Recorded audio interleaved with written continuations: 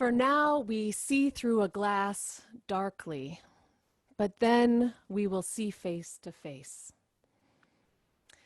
These words have been going through my head, these words from the Christian scriptures, from Paul's first letter to the Corinthians, have been going through my head since we've been spending so much time seeing through glass in this COVID-19 era we are in, whether that glass is just our literal windows to the outside world, or whether it's these rectangular screens that we are spending so much time on, our computers and our tablets and phones, even our televisions. I don't know about you, but I am feeling like these screens are both saving me and confining me, these panes of glass that we are living through. The things that are saving me are that this is the primary way that I'm connecting with the people that I love, with my family and friends, you in the congregation here at First Unitarian Church, my colleagues. Most of how I'm connecting socially with people right now is happening through video conference. It's also giving me a window into what is happening with the rest of the world, with watching the news and seeing what is going on beyond my small neighborhood in West Philly.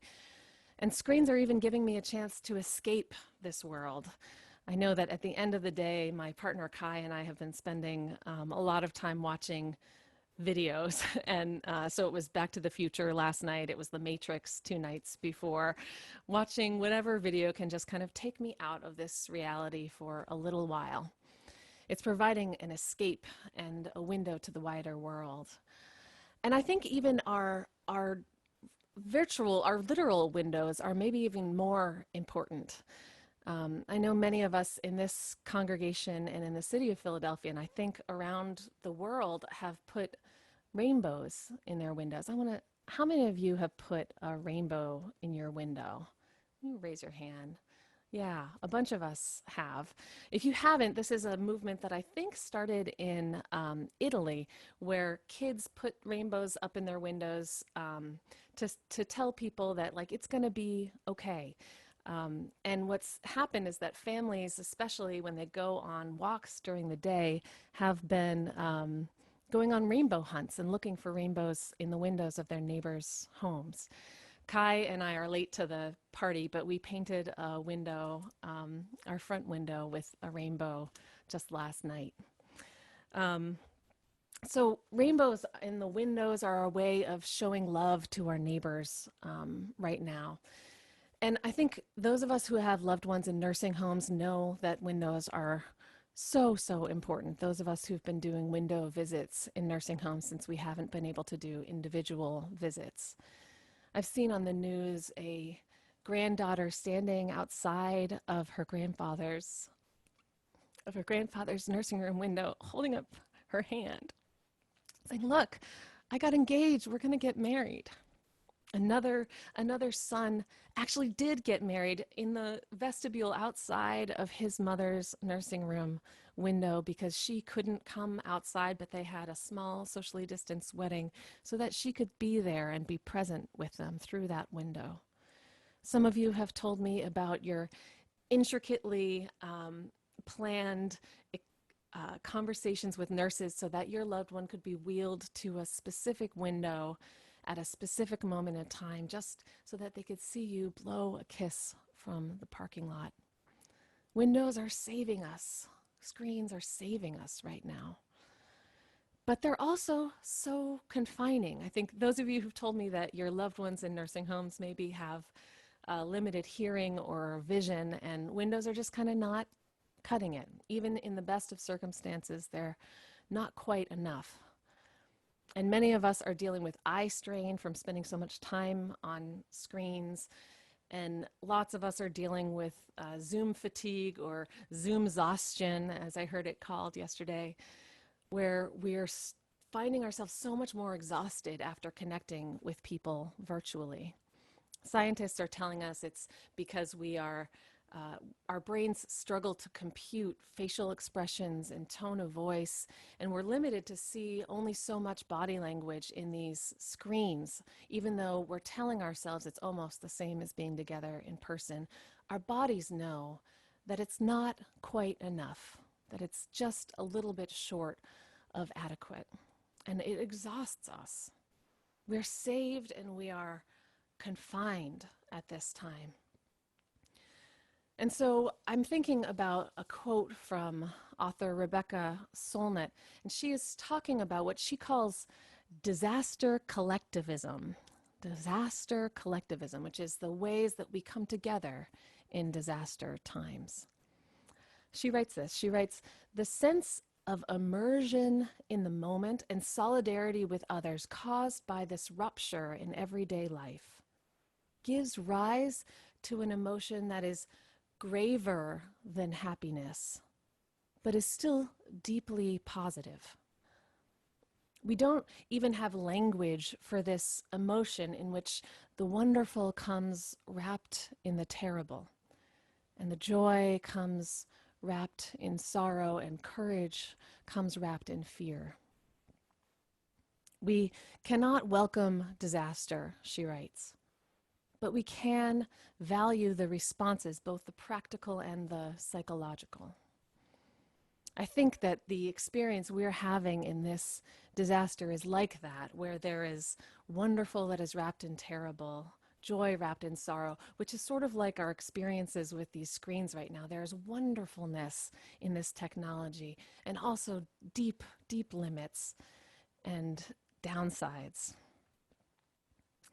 Disasters, Rebecca Solnit writes, provide an extraordinary window into social desire and possibility.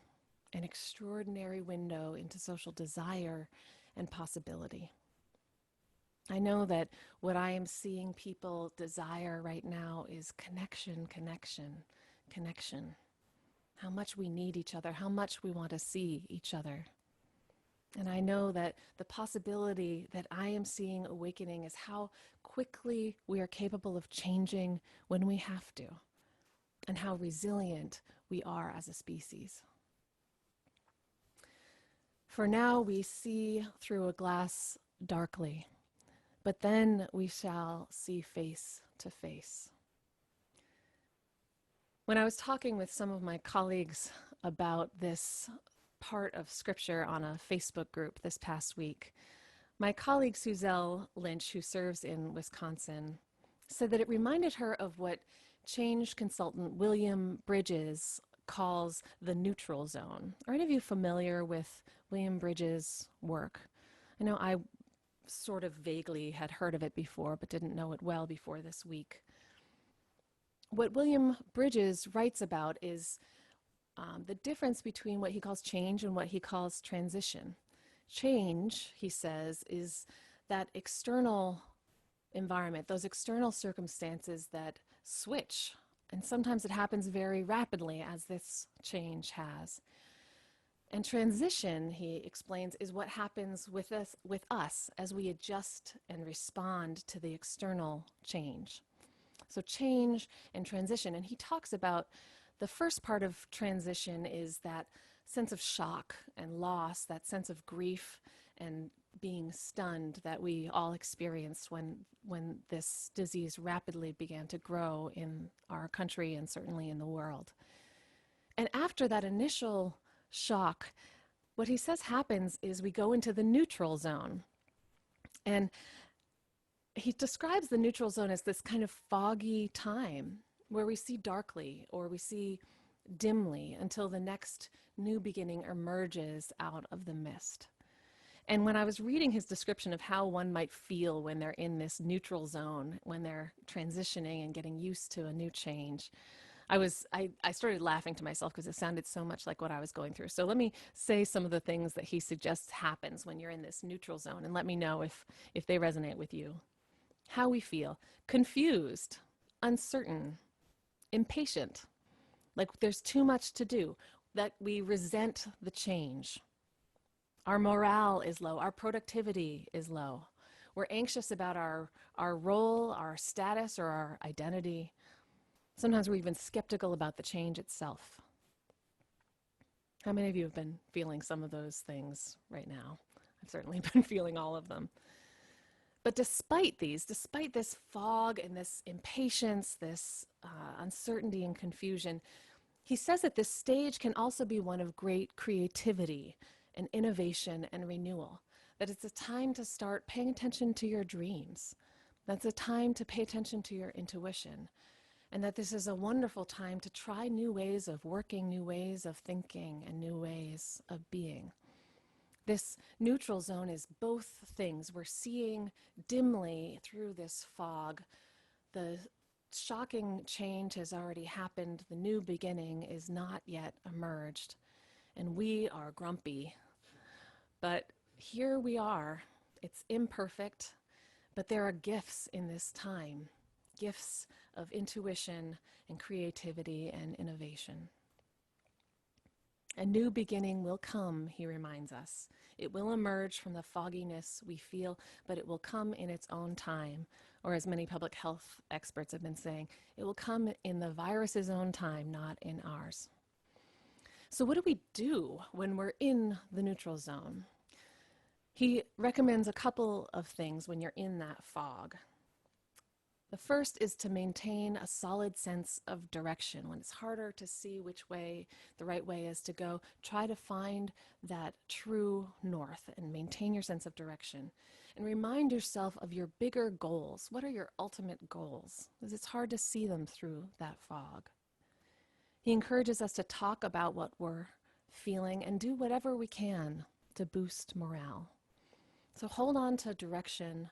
Remind yourself of your goals, talk about how you're feeling, and do whatever you can to boost morale.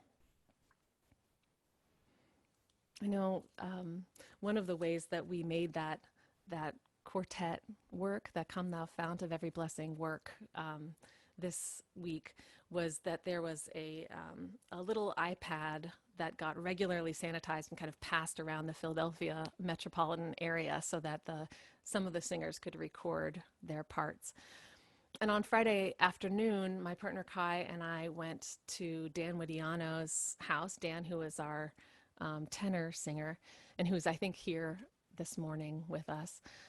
We went to Dan and Danielle's house, and baby Serena, many of you who know Dan know that they had a baby just a couple of months ago.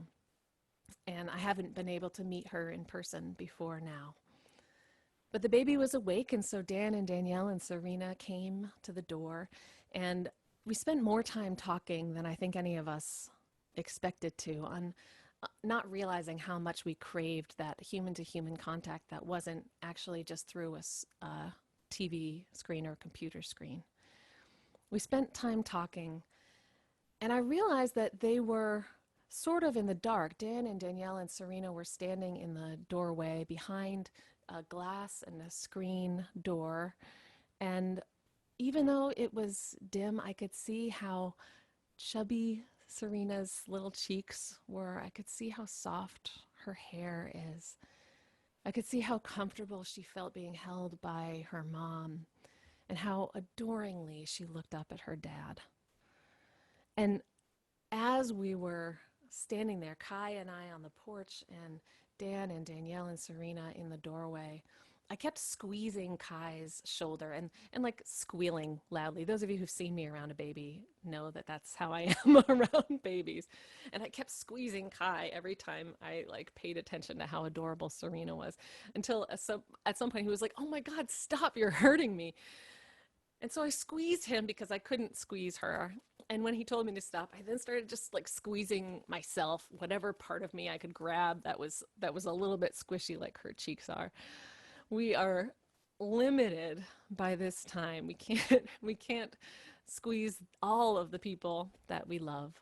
But we can always squeeze ourselves, and I encourage you to squeeze yourself if you need to in this time when you see a cute baby or a puppy. And touch those you love, touch those you're quarantined with, touch the pets that are with you, squeeze a pillow, do whatever you can to feel that full-bodied sense of connection that we're missing in these window times. For now we see through a glass darkly, but then we shall see face to face.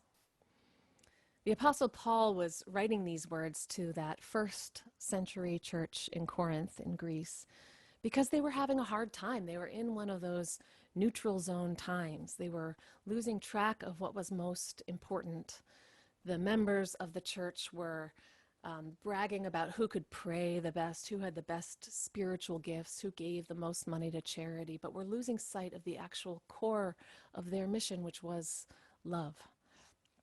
And so many of us know those words, that though we see through a glass darkly words, not actually because we necessarily know the scriptures themselves super well, but because that is part of the reading that we hear often at wedding ceremonies. You know, that reading that probably many of us have used if we've gotten married before, that love is patient, love is kind, love is not arrogant or envious or boastful or rude. It's that reading that ends with these words, the now we see through a glass darkly. And what Paul was trying to do in that foggy neutral zone time for that church was help them find their direction again, help them remember their goals, help them remember that love matters, that although life is impermanent, everything in this world will at some point come to an end, love is what transcends time and space. Love will never go away. And so in that church's neutral zone, he wrote to them to help remember their direction, help remember their goals. And he finished that section of this letter with these words: "And now faith, hope, and love abide, these three. And the greatest of these is love." We're seeing some people who are in love right now. Hi, Jake. You guys are now the poster children for faith, hope, and love right there. And now faith, hope, and love abide, these three, and the greatest of these is love. Those are the words that Paul shared with that church 2,000 years ago. For now, we see through many glasses, and often it feels dark or dim or foggy. And at some point in the future, we will see face to face again. You cut doors and windows into a room, and it is those holes that make it useful. It's these empty spaces that make those full spaces useful. These glass panes are what's saving us and also what's confining us. It is a wonderful thing that has come wrapped in the terrible. This time there is joy that is wrapped in sorrow. But until we can hold one another again, we make do with what we've got. We hold ourselves, we hold those that we're quarantined with, we hold our pets and our loved ones. In these foggy times, may we remind ourselves of our goal: awakening love and justice in our lives and in the world. May we talk about our feelings together in whatever ways we can, whether that's phone or internet or yelling across a porch to someone. May we boost morale however we can through painting rainbows on our doors, or finding ways of singing together, even though that's one of the hardest things to do in this moment. Though it may be hard to see through this fog, let's find ways of blowing kisses in parking lots. Let's find ways of remembering faith, hope, and love. The greatest of these is love. May we each find ways to feel one another's love in this time through all of our screens, all of our windows, all of the distance that divides us. May it be so, and amen.